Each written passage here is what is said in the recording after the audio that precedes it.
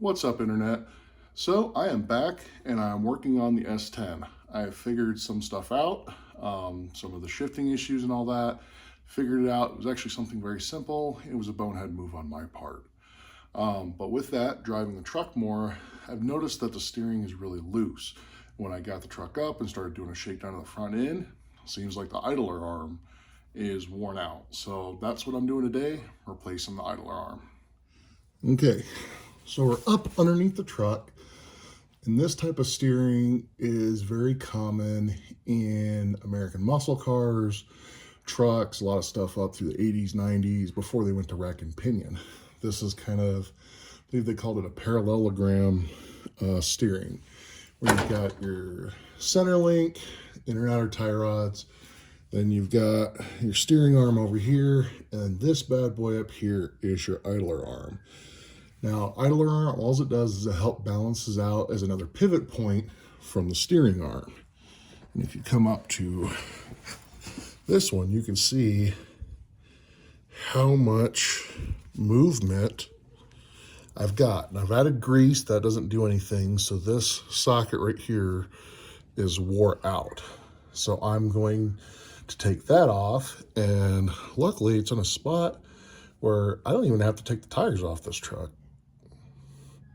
So the first thing I'm going to do is, there is a nut up here on a taper. I'm going to loosen that. I believe it's an 18, and it is. And I actually wish I could say that I was that smart, but I got the wrenches and everything before I started filming to make myself look smarter, and then I ruined it by, telling all of you guys about it. Hopefully that taper is keeping that tight. Let me check.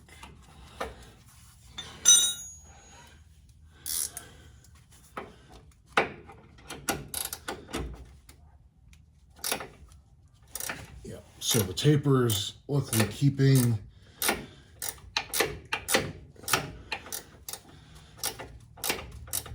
everything tight together, so just the nut can loosen.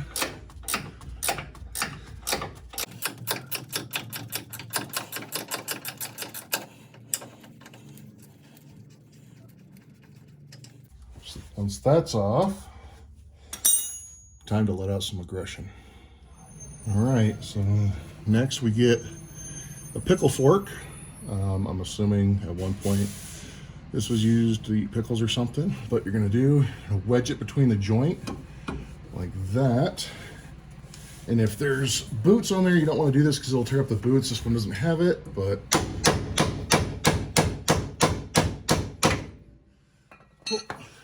and it's separated. And then I just take off these bolts up here, or nuts. Bolts will come out the other side. Everything's good. Alrighty, if you wear headphones, now would be the time as a warning. It's about to get loud.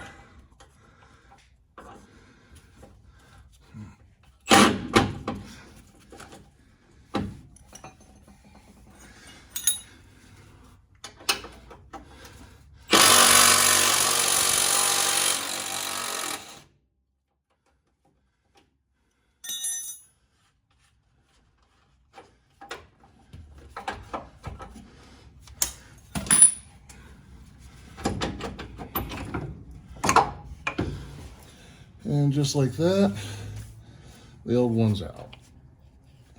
And it's pretty loose. So, time to put the new one in, which it's actually really simple. Since everything goes in the same way,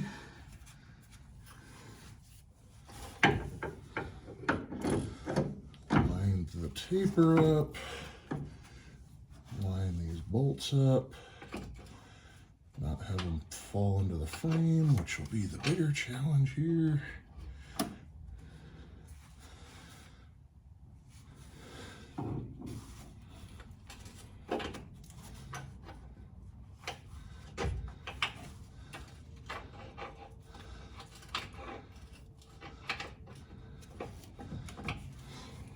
There's There's one.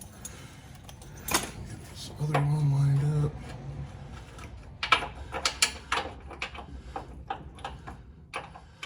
The trick is get them to line up and not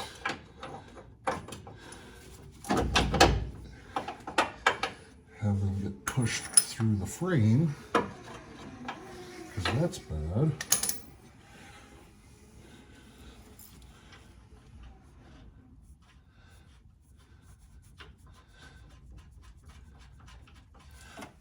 And just put all the new nuts back on. Now the last thing you want to do is put in the grease zert. That little guy right there. It's really small. I always hand thread it in there to get it started. And you don't want to tighten these down too much, because if you go too tight, it's really easy to strip out the threads. And it's a pain in the butt to get started too. So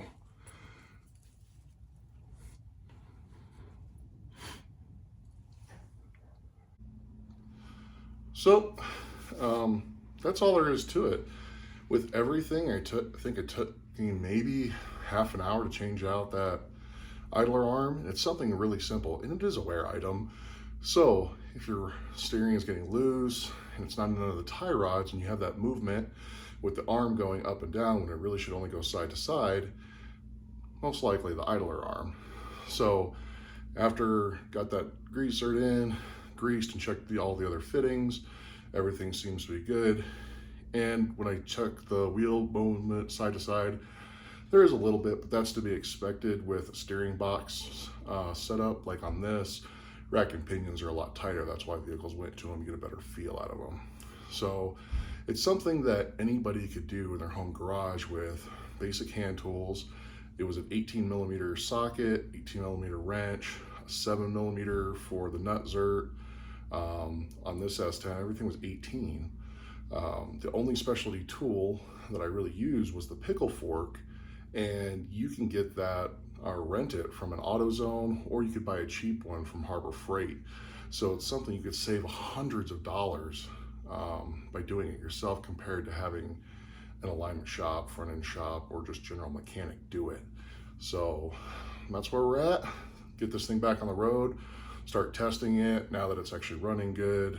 Had an exhaust leak, got that fixed. Start seeing what she can do. Till the next time, go build something for your car.